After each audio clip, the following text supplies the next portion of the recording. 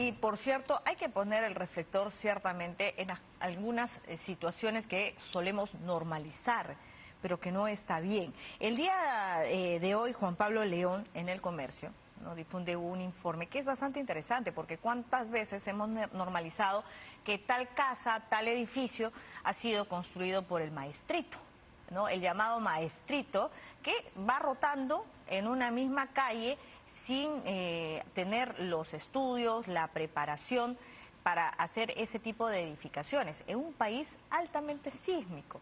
Entonces, ¿qué es lo que está pasando? ¿Por qué es que hay este aumento de este tipo de edificaciones sin ningún respaldo técnico? Para hablar de ello estamos con Guido Valdivia, él es director ejecutivo de la Cámara Peruana de la Construcción, a quien le damos la bienvenida. Gracias. ¿Qué tal? ¿Cómo están?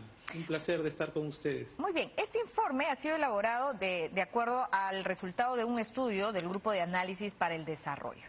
Son más o menos un poco más de 6 millones de viviendas, 71% autoconstruidas, es decir, que tuvo participación en gran medida esto que estaba yo llamando, el maestrito, ¿no?, que no tiene ningún sustento técnico, pero que viene construyendo. ¿Por qué se ha dado este incremento, cree usted? Porque lamentablemente los recursos que se le asignan a los programas de vivienda social y los problemas que implica extender la formalidad de la construcción de la vivienda por todas las complicaciones administrativas que hay, impiden llegar a una producción que de manera progresiva vaya reemplazando esta construcción informal. Nosotros en este momento, que tenemos 21 años de aplicación de una misma política de vivienda, estamos construyendo alrededor de 60.000 viviendas por año, formalmente. Y deberíamos estar produciendo no menos de 150.000 viviendas, idealmente 200.000. Ese es el gran problema. Entonces la gente recurre a la informalidad, que lo único que genera es un mayor costo, un mayor plazo para la ejecución y por lo tanto para disfrutar de una buena calidad habitacional, y lo que es más complicado, un riesgo alto de una afectación a la propiedad y a la vida de la gente en caso de un sismo. Y estos programas en gran medida tendrían que venir del Ministerio de Vivienda. En realidad hay una política de vivienda que ha sido ajustada 2 o 3 veces en estos 21 años. Lo que falta es que se le dé la debida prioridad.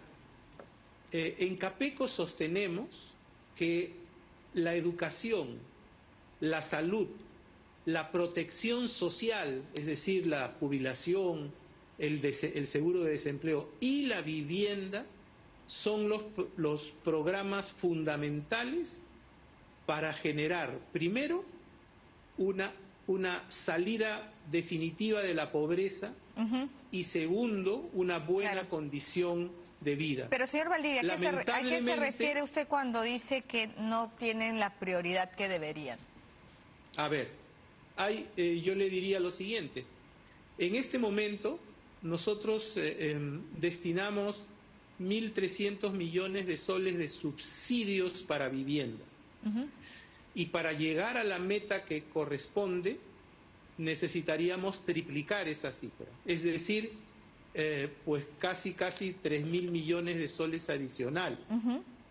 Para que tenga usted una idea, el Estado peruano no ejecuta presupuestos de inversión por alrededor de 20.000 millones de soles. ¿Y cuál es el argumento? ¿Solo falta de voluntad política? En realidad a eso me refería con prioridad.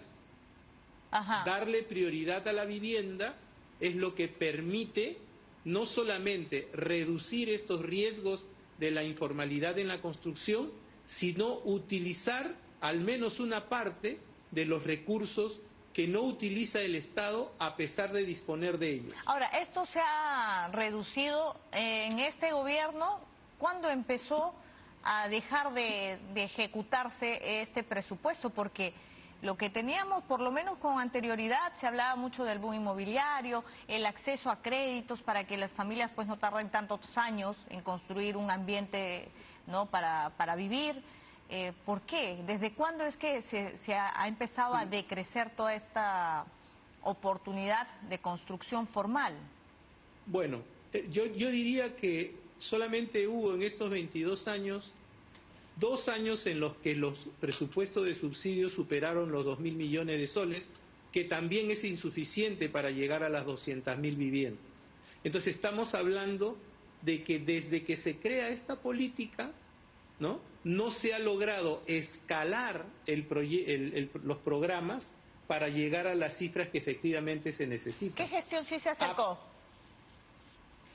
En los 2 últimos años del gobierno del presidente Humala se alcanzaron estas cifras récord y a partir de ahí no funcionó, pero igual era insuficiente. ¿Qué cantidad, hoy por hoy, señor Valdivia, hay de déficit de vivienda? Es decir, ¿cuáles son las cifras actualizadas en este rubro, en este punto?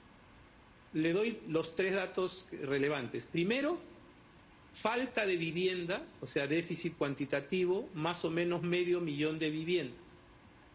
Déficit cualitativo, 1.300.000 viviendas, y estamos hablando solo de las áreas urbanas. Pero en los siguientes 20 años necesitamos producir 2.200.000 viviendas. Entonces, digamos que nuestro problema es alrededor de 4 millones de viviendas que se necesitan construir en los siguientes 20 años para superar los déficits y para evitar que sigan creciendo con la formación de nuevos hogares. Claro, y además de la manera en la que Lima, al menos en esta zona urbana, está creciendo, ¿no?, que es más desordenada, de manera informal, ¿no? Y yo creo que eso podría ser muy peligroso para los próximos años. Le agradezco, Mire, señor. todas las ciudades han crecido de manera informal y le doy un dato. Con un sismo grado 8 pueden caerse 500.000 de viviendas en Lima y morir 55.000 limeños. Eso es lo que hay que evitar. La informalidad es mala, es cara y mata. Y también, claro, la indiferencia, ¿no? Porque si es que esto no es prioridad, pues somos indiferentes. Le agradezco mucho, señor Valdivia. Gracias por estar aquí en Directo.